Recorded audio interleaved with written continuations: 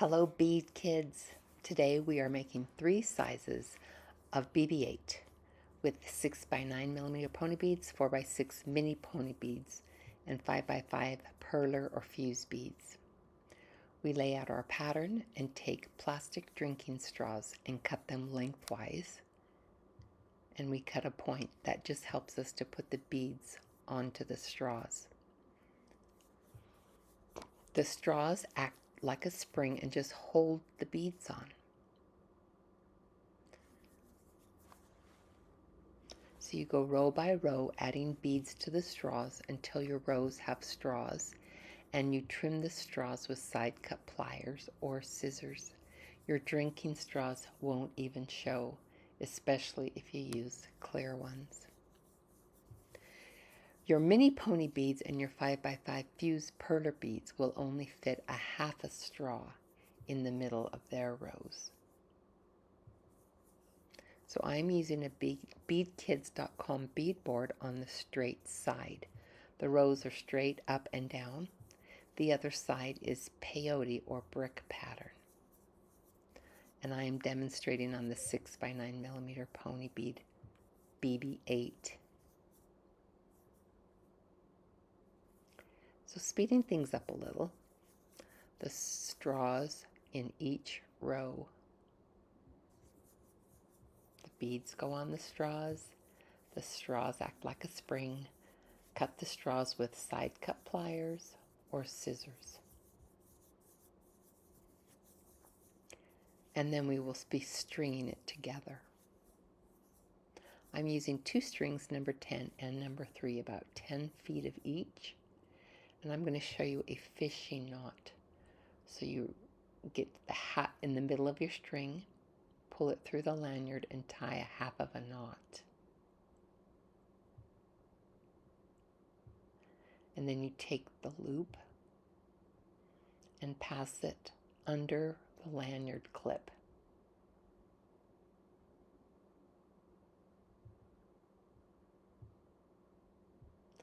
And then you loosen it a little, straighten the knot out a little, and then pull it tight. It's a much more secure knot.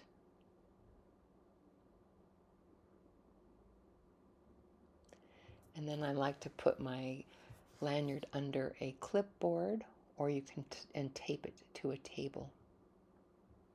So I am setting the number 3 strings to the top and not using those first. And I'm taking the 5-inch Bead Kids needles and tying them to the end of the string.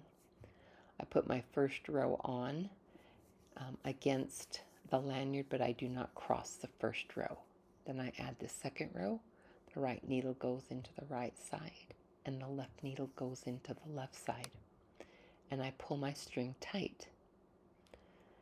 And that will begin our stringing process. Row by row, just right needle goes in the right side, left needle goes in the left side. Row after row, you need these longer needles to go through. These needles will go through 17 beads at a time. We're working with 12 or 13 at the widest.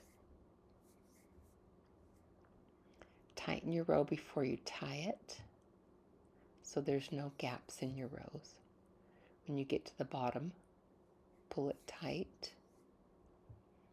and pass your right string to the left side, tie a square knot, right over left, left over right, and pass the strings back to the right side and tie another square knot.